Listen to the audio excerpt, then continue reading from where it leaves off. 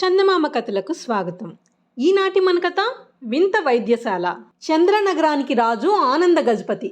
ఆయన మంత్రి స్థిరబుద్ధి మిక్కిలి తెలివిగలవాడు.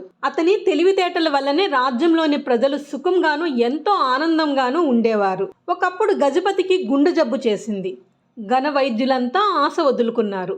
చివరకు రామయ్య అనే పల్లెటూరు వైద్యుడు వచ్చి రాజుగారి జబ్బును 3 రోజుల్లో కుదిర్చివేశాడు. రామయ్య సమర్థతకు మెచ్చి రాజు అతనిని తన ఆస్థాన బిషగ్వరునిగా నియమించాడు. నాటి నుంచి రామయ్యకు పేరు ప్రతిష్టలు పెంపొందసాగాయి. కొన్ని రోజులకల్లా కోటలో రాణిగారికి జబ్బు చేసింది. అప్పుడు కూడా రామయ్య అదృష్టం వల్లనైతేనేమి, రాణికి ఆయుర్దాయం బాగుండటం వల్లనైతేనేమి జబ్బు నయమయ్యింది.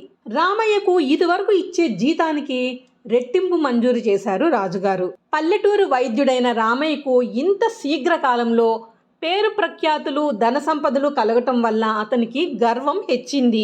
ఎవరిని లక్ష్యం చేయని రోజులు వచ్చాయి. రాజుగారిని రాణిగారిని మృత్యు నుంచి కాపాడిన దేవుడను నేనేనని బడాయిలు కొట్టుతూ ఉండేవాడు. ఇదివరకు ప్రతిరోజు రాజవైద్యశాలకు వెళ్ళి రోగులను పరీక్ష చేసి మందులిచ్చే రామయ్య రాను రాను తన ఇష్టం వచ్చినప్పుడే వైద్యశాలకు వెళ్ళటం మొదలుపెట్టాడు.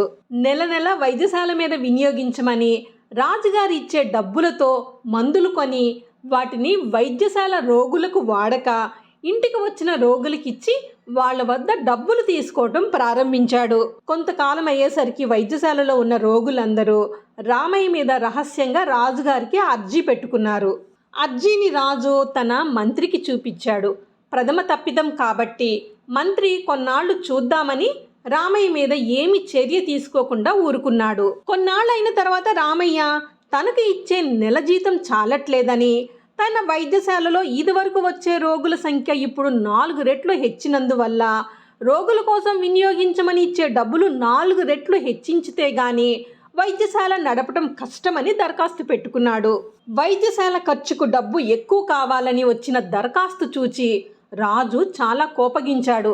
మంత్రి తను వైద్యశాలకు వెళ్ళి స్వయంగా అక్కడి పరిస్థితులు చూడాలని అనుకుని వారం రోజుల ముందుగానే రామయ్యకు ఈ సంగతి తెలియపరిచారు.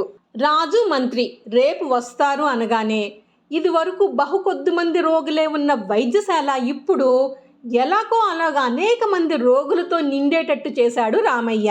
వస్తానన్న రోజున ఉదయమే మంత్రితో సహా వచ్చి రాజుగారు వైద్యశాల ముందు గదిలో కూర్చున్నారు.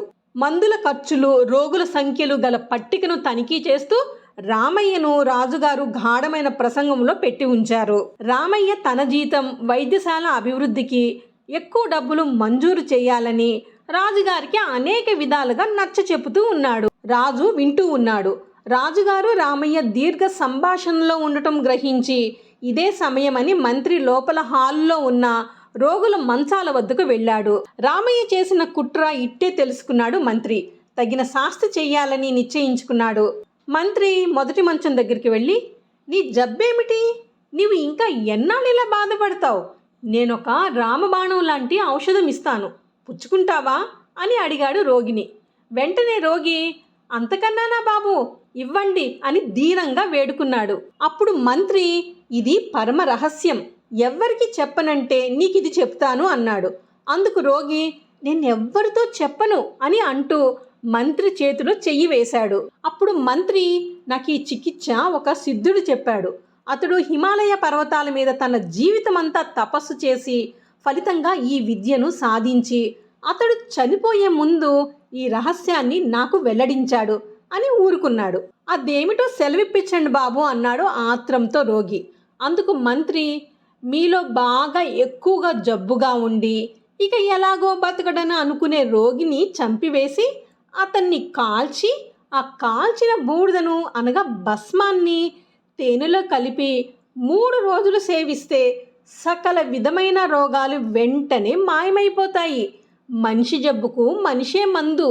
కానీ అలా చనిపోవడానికి సిద్ధంగా ఉన్న రోగి ఇక్కడ ఎవరు ఉన్నారు అన్నదే ప్రశ్న. అటువంటి త్యాగిని ఎంచుకోవడానికని మీ వైద్యుడు రామయ్య గుమ్మం దగ్గర నిలబడి రోగం లేని వాళ్ళందరూ బయటికి వచ్చేయండి అని పిలుస్తాడు. అలా పిలిచినప్పుడు ఎవరైనా బయటికి రాలేదు అనుకోండి, ఆ మిగిలిన మనిషి పని అంతే అన్నాడు మంత్రి. రోగులు అందరి వద్దకు వెళ్ళి మంత్రి ఇదే ప్రకారం ఉపదేశించాడు. అందరూ ఆ సిద్ధుని దివ్య ఔషధం పుచ్చుకోవడానికి ఇష్టపడ్డారు. అందరినీ ఒప్పించిన తర్వాత మంత్రి రాజు దగ్గర ఉన్న వైద్యుని వద్దకు వచ్చాడు. రామయ్య, రాజుగారు రోగులను స్వయంగా చూద్దామని వస్తే వారితో నీవే ఎక్కువసేపు మాట్లాడావు. రోగులనందరినీ చూసి పలకరించడానికి వారికి వ్యవధి ఏది? పైగా రోగుల వద్ద ఎంతోమంది వాళ్ళ బంధువులు ఉన్నట్టున్నారు. కాలాతీతమైంది. అందుకనే నీవు గుమ్మంలో నుంచుని రోగం లేని వాళ్ళందరినీ బయటికి వచ్చేయండి అని అందరూ వినేటట్టు కేక పెడితే జబ్బు ఉన్న వాళ్లే లోపల ఉండిపోతారు, లేని వాళ్ళు బయటికి వచ్చేస్తారు.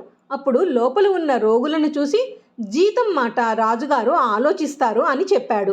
మంత్రి సలహాకు వైద్యుడు సమ్మతించి ఆ ప్రకారం రామయ్య జబ్బు లేని వాళ్ళందరూ బయటికి వచ్చేయండి అని అందరూ వినేటట్టు కేక వేశాడు. కేక వినపడిన 10 నిమిషాల్లోనే ఒక్కరూ లోపల ఉండకుండా రోగులందరూ హాలు బయటికి వచ్చేశారు. అప్పుడు మంత్రి రాజుతో, ప్రభు, రోగం లేని వాళ్ళందరూ బయటికి వచ్చేశారు. ఇక రోగులందరూ లోపలికి వెళ్ళి మనం లెక్క పెడదాం రండి అన్నాడు. రాజు, మంత్రి, వైద్యుడు హాల్లోకి వెళ్ళి చూస్తే ఏ పక్క మీద ఒక్క రోగి అయినా కంటికి కనపడితే కదా. రామయ్య రాజుగారి ముందు పశ్చాత్తాపంతో తల వంచుకుని క్షమించమని వేడుకున్నాడు. ఇప్పటి నుంచి వైద్యశాలకు తరచు వచ్చి పరీక్షిస్తానని చెప్పి మందలించి రాజు అక్కడి నుంచి కోపంతో వెళ్ళిపోయాడు. రాజు ఎదుట భంగపడిన రామయ్య ఆ రోజు నుంచి బుద్ధితో వైద్యం చేయసాగాడు.